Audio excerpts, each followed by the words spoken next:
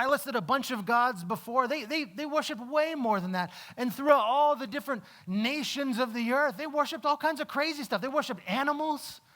You look in ancient Egypt, there's the goddess that's like the hippopotamus.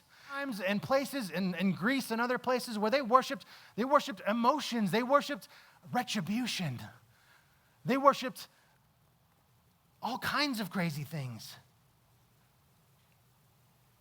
Wisdom and virtue and victory. And there'd be a temple for wisdom and a temple for worship. If you're looking for wisdom, you'd go and worship the God of wisdom and the God of healing and all this other crazy stuff. Worse yet, as oftentimes throughout history, we worship men.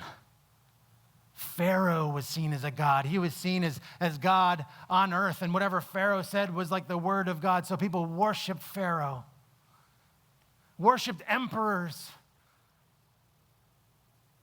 In modern times, maybe we think that we're beyond that, but we're kind of not.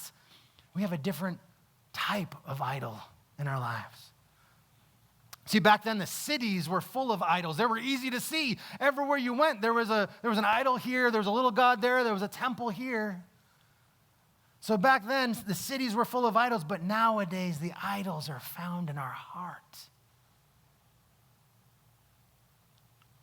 Idols like money and fame and power.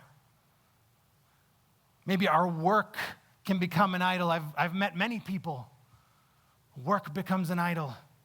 Family, I've met people where family has become an idol. Comfort, maybe. Our emotions, our relationships can become an idol. Our status, our image, sex can become an idol. Our looks can become an idol. But they are not so much external as internal. And if you remember Old Testament,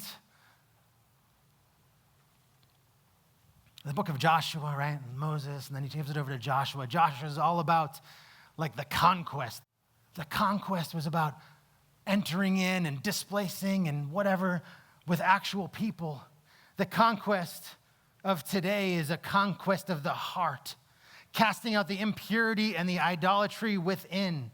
So let me ask you, church, a question today. What comes between you and God?